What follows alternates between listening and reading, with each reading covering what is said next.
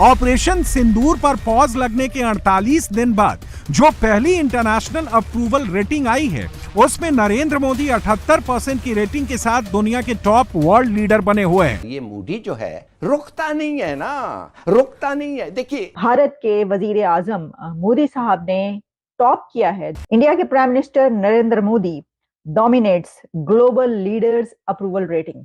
यकीन जानिए, मेरा दिल दुख रहा है बतौर पाकिस्तानी। ये सर्वे किसी इंडियन एजेंसी ने नहीं, अमेरिकन एजेंसी ने कराया है। इस वक्त मेरे सामने एक रैंकिंग है जिसको करवाया है मॉर्निंग कंसल्ट ने, और इस रैंकिंग में ये बताया गया है कि भारत के वजीर आजम मोदी दुनिया के नंबर 1 पॉपुलर लीडर हैं। मोदी हुकूमत की हठधर्मी बरकरार, सेंतास मुआहदा बहाल न करने का ऐलान कर दिया। पाकिस्तान का पानी राजस्थान मुंतकिल करने का मंसूबा बना लिया।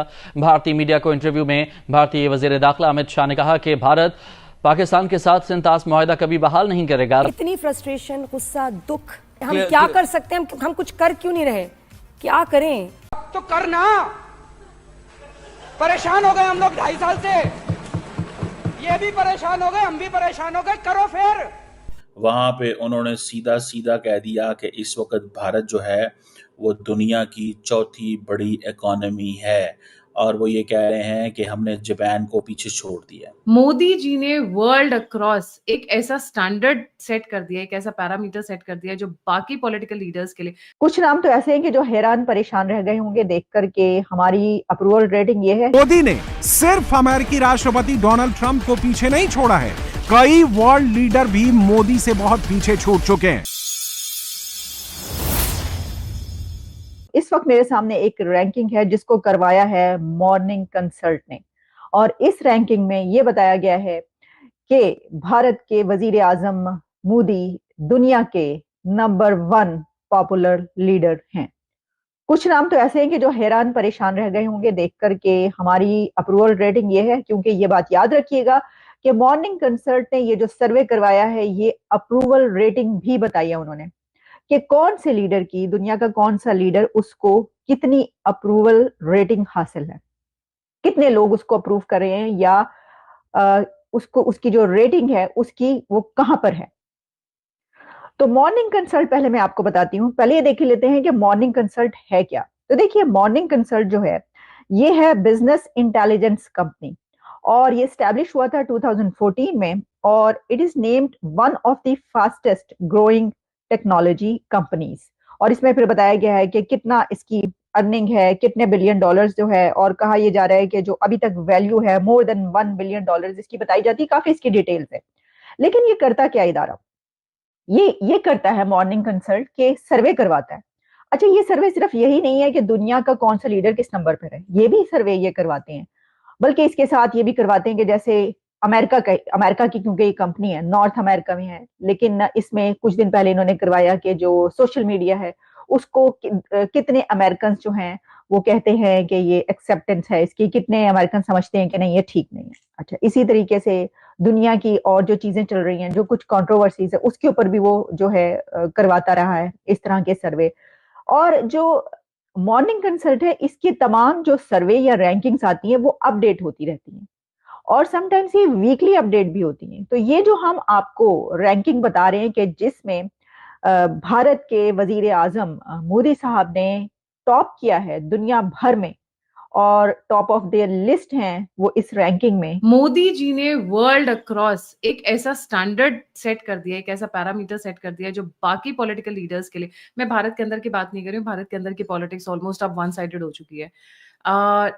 एक बेंचमार्क कर दिया है इन्होंने अक्रॉस द वर्ल्ड, दुनिया के सभी लीडर्स को परास्त कर दिया है। जियो पॉलिटिक्स में जो भारत ने आगे बढ़त बनाई है उसका कोई कंपैरिजन और कोई मैच नहीं है। Abhishek, a very warm welcome on the show, the platform is yours. There is no doubt, और इसकी शुरुआत लक्षद्वीप वाले मोमेंट से होती है, जब दुनिया को ये पहली बार पता चला कि एक आदमी लक्षद्वीप में फोटो शूट करा के चेयर पर बैठ करके किसी देश की इकोनॉमी पर डायरेक्ट अटैक कर सकता है बिना कुछ कहे, बिना कुछ बोले। ये उसका सपोर्ट बेस है, ये उस देश में उसके प्रति भाव है।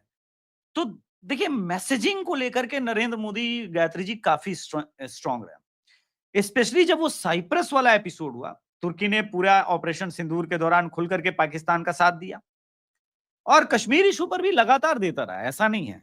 लेकिन उसे कभी ये उम्मीद नहीं थी कि वो नेटो का साथी है और कोई दुनिया का कोई एक ऐसा शख्स उसके ठीक जो उसने इनलीगली ऑक्यूपाई किया है साइप्रस का वो एक बड़ा हिस्सा, छोटा ही है लेकिन हिस्सा है, उसको फिंगर दिखा करके उस पोजीशन पर जाकर के साइप्रस के राष्ट्राध्यक्ष के साथ वो ऐसे करेगा और दुनिया को मैसेज देगा और साफ साफ कहेगा कि यूएन को स्टैंड लेना चाहिए, यूएन यहां पर चूक रही है। और किसको किसको मैसेज था? दूसरी बात, क्या ग्लोबल लीडर्स में जो इस वक्त मोदी जी के आमने सामने हैं उनमें वो ट्रस्ट है? कैसे ट्रस्ट रहेगा?